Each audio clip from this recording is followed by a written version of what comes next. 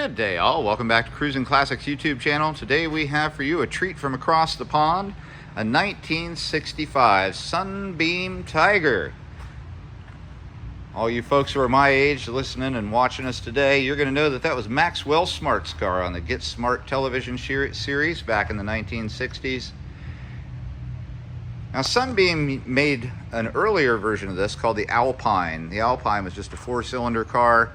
They used the same body to make the Tiger, but they put an American-made Ford V8 in it. They equipped these with 260 V8s, and then in the final year of production, 1967, they produced 633 cars that had a 289 V8 in them. All totaled, the Tigers made between 64 and 67. There was just over 7,000 total for the 4-year run, so not a lot of them out there. This car is primarily one family owned its whole life. We have original documentation. The original owner bought it brand new, owned it for 50 years, sold it to his son-in-law who cared for it for another 8 years, and the most recent owner has had it for only 2. So we have documented history on all the ownership of it. We have receipts from the second owner and things that he did to the car during his ownership.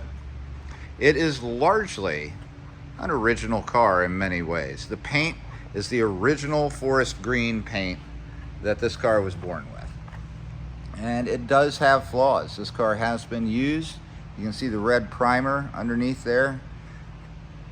And I'll show you some other spots as we go around the car where it is imperfect. But they are only original ones, and this is original paint. The stripes on the hood, those are decals. They've been added on. They could be removed, but I wouldn't do that. It looks pretty cool the way it is right now. You can see chrome and bright work looks really good on it. Correct badging. Nice clean bumper. Again, paint chips. But they give it a certain charm, that's for sure. The owner's son-in-law, the original owner's son-in-law, wrote a letter that accompanies this car in the book of documents that's in the trunk. And he explains that in 1975, the original owner went to have the engine bored out to give it more power. And when that happened, something went awry. They got into the water jacket of the block and had to scrap it. The shop felt bad. They offered him a brand new 289 with a 4-barrel, and he said yes. And that's what it still has in it today. So this is a 289 car shoved under that little tiny hood. Still wears 260 badging, powered by Ford. You can see the Tiger there on that nice thin bodyline strip of molding that goes all the way back to the back where you'll find a Roots Group badge. So you've got bright wipers, and those do work. Nice bright windshield molding. Nice European style side mirrors. Those are Talbot style mirrors. Racing stripes down the lower rocker area as well.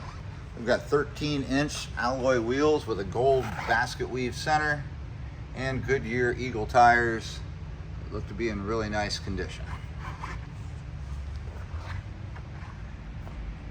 Refer, if you would, to our photographs. Follow the link below the video and go to our website. Check out the photos. You'll see it has a black vinyl convertible top. The top has one small hole in it. You'll find that pictured as well. But the top stows away very neatly and cleanly under these metal panels. These side panels flip down. This back panel lays down. The top goes up, and then the panels go back. So it stores it away really neat. It's a great looking body without the top on it. That's how I would drive it non-stop. I want to focus in on one little problem area of the car. And again, there's no real rust on the car, just some light corrosion, but right here, right by the rear wheel. That's the biggest problem spot on the whole car, in my opinion. And I imagine if you keep this in a nice garage that's heated and cooled, and keep it covered and treat it well and don't drive it in the rain, that hole's gonna not get any bigger over time. Moving around to the rear of the car, another nice chrome bumper, this one with overriders, Sunbeam lettering mimicking what went on up front at the hood lip. Here's that Roots badge. Pretty cool. Dual exhaust poking out down below. And it sounds really nice. I mean, a 289 V8, it's the same engine they were putting in Mustangs. It's like a D code. The trunk is spectacular. These cars were known to rust out, and this one just hasn't. Trunk is in great shape. Here is a book of documents, including the original owner's handbook and the original application for certificate of title from back in 1965. The story written by the son-in-law, all about it, a copy of the original title, all kinds of documentation. Here's a bill of sale when it was sold to the son-in-law. So lots of good stuff in here. Really cool to have that history on a car like this. Underneath, a black vinyl tonneau cover. And you can see we've got sidewalls with vinyl on them. And underneath this panel here is the original Dunlop bias ply spare, the battery, the original jack and jacking equipment. You can see it right here. And over here, that piece of wood, is the original tool roll. Super cool. Very, very rare to still have that. And a very, very tidy trunk. Love it. As we move around to the passenger side of the car, the only difference from the driver's side is this is where the gas fill is located. It's kind of neat. You just push that little button in, it pops out.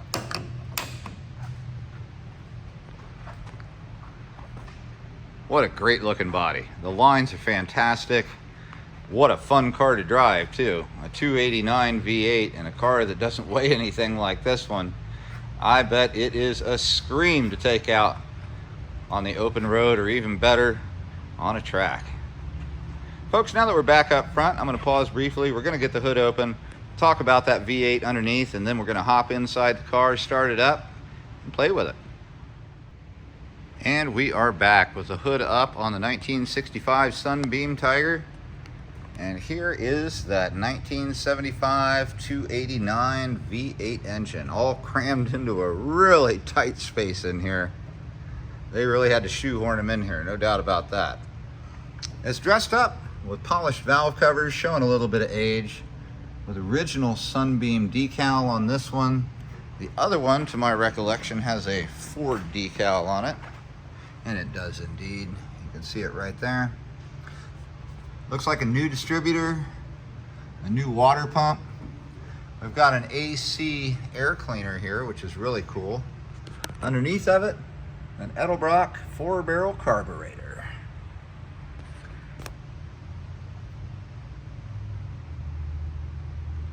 And you can see, it's a good looking car. Good looking car. You see it's got power brakes, and that is disc on the front, drum on the rear. Let me show you down here. There's red calipers hiding back there behind those basket weave wheels.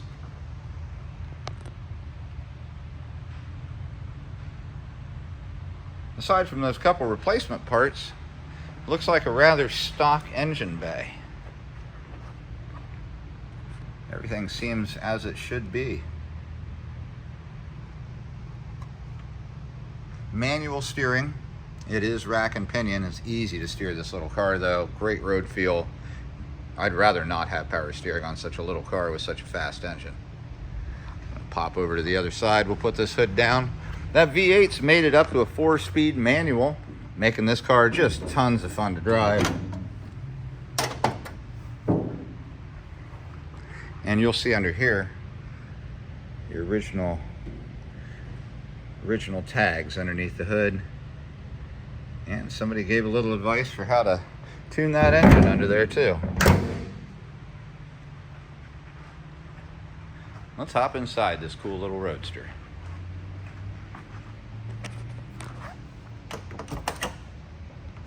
All black interior with wood grain elements to brighten it up. Simplistic door panels, just black vinyl, pull handle, a window crank, and a door handle, and that's it. You can see here, looking in, Nice looking carpet up front. It has been replaced, obviously, in the recent past. Nice logo carpeted floor mats. These seats are in excellent condition. Obviously, they've been recovered at some point. Don't know when. In the back, you've got a little jump seat, padded, with what appears to be original carpet, all sun faded back there in the back. Now the seats, they lift up like the whole seat folds forward. Both of them do that, which is really, really cool. Let's hop on in.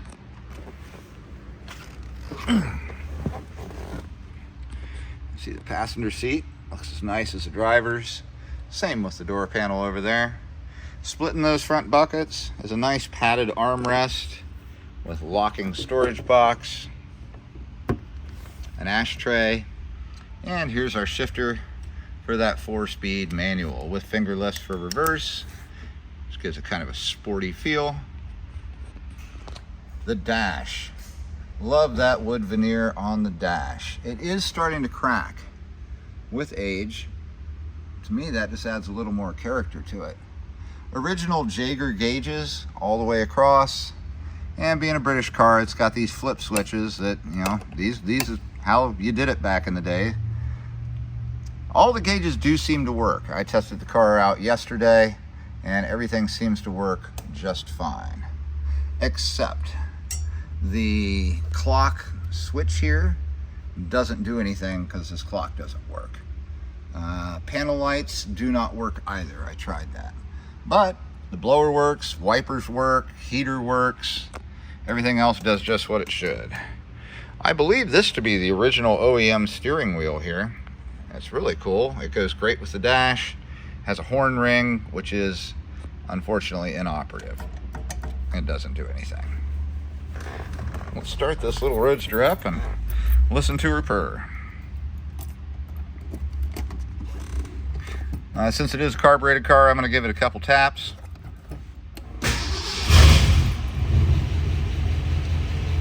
Starts really easy.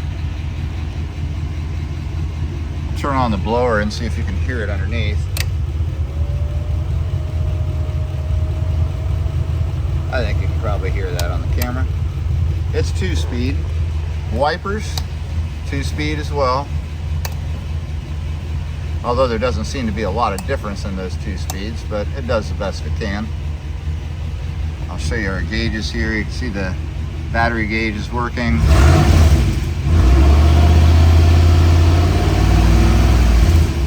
Tachometer works. See the oil gauge rise with the RPMs.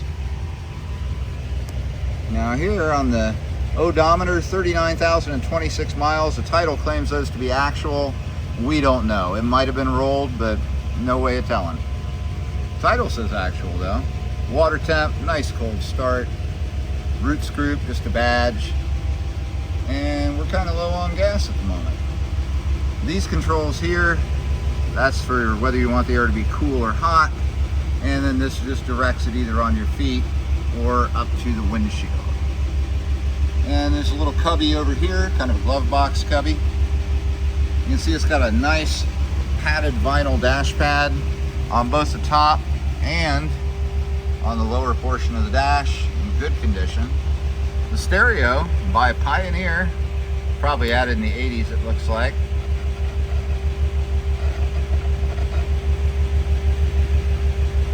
I started to get a station and then I just lost it. For not only the rest of this year, but next year of There we go. And you'll see speakers are aftermarket speakers located underneath on the kick panels. But gives you your cruising tunes.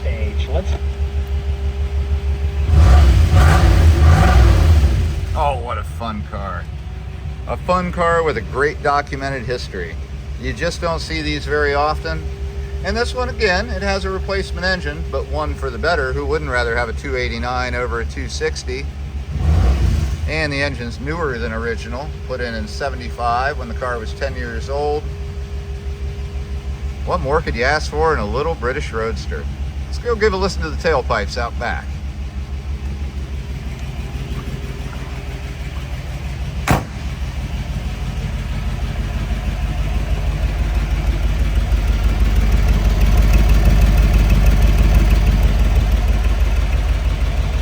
got any questions about this 1965 Sunbeam Tiger, give us a call. Here at Cruisin Classics in Columbus, our number is 614-276-7355. We're happy to get you transport quotes to get it from our garage to your garage in an enclosed carrier. We can also help you out with finding a lender who specializes in classic car loans, and we are here to answer your questions. Again, we're at Cruisin Classics in Columbus, Ohio, 614-276-7355. With this rare 1965 Sunbeam Tiger with a 289, a 4-speed manual, convertible top, original paint, documentation from original owner to current. Very, very cool car. You're not going to find another like this one anytime soon.